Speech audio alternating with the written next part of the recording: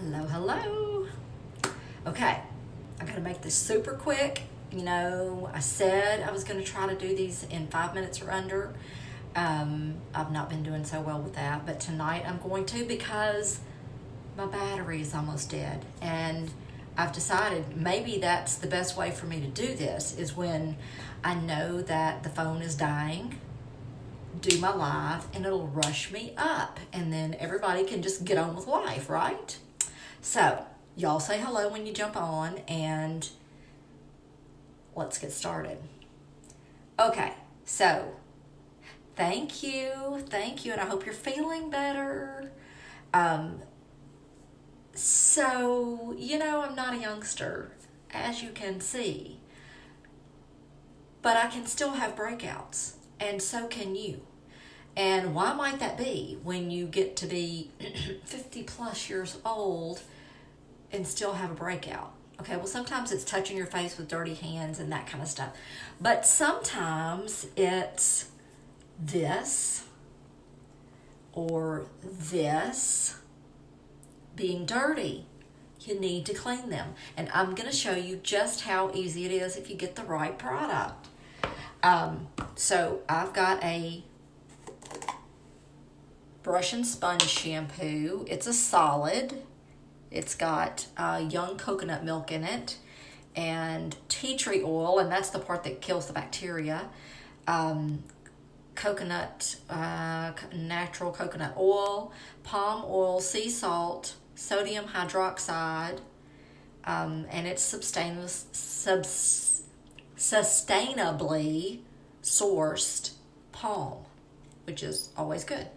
Anything that Lime Life does is ethically and responsibly sourced, but that's this one. You can get other brands that are made the same way.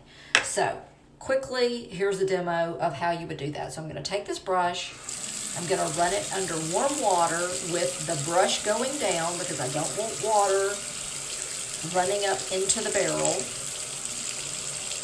So I'm just going to get it wet, and this is not a brush that would typically be dirty and cause you to break out because this is a lip brush. But I thought it might be a good way to show you how it comes out in that solid. All right, so there we go. So I've got it wet. This is dry, and I'm just going to take it and roll it around in there.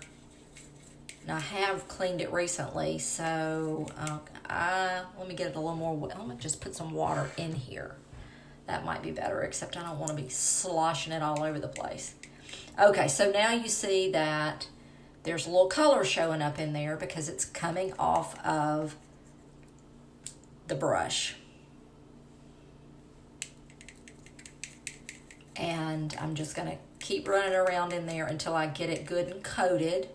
So you can tell that some of that's come off, and that's lip color.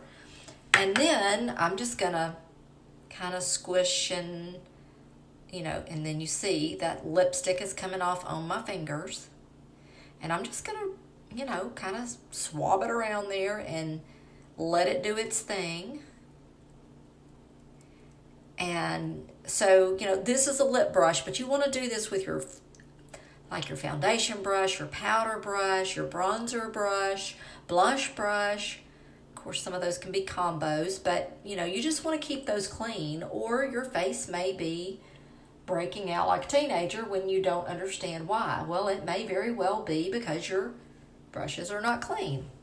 So then I'm just going to go back, and you can't see me doing this, but I'm just running it in the water with the brush part pointed down, and it's just tepid water. I don't want the water running up into the barrel. Then, after I feel like I've gotten all of that out, I'm just going to rub it around on my fingers, just kind of swish it around and rub it together. Make sure it doesn't feel coconut oily anymore. If I feel that, I need to go back in for the rinse. Not letting the water run into the barrel, because here's how your brushes are made. Those bristles are very compact down in there, but they're glued into the barrel of that brush, and that's how they're attached, is with a very sturdy glue.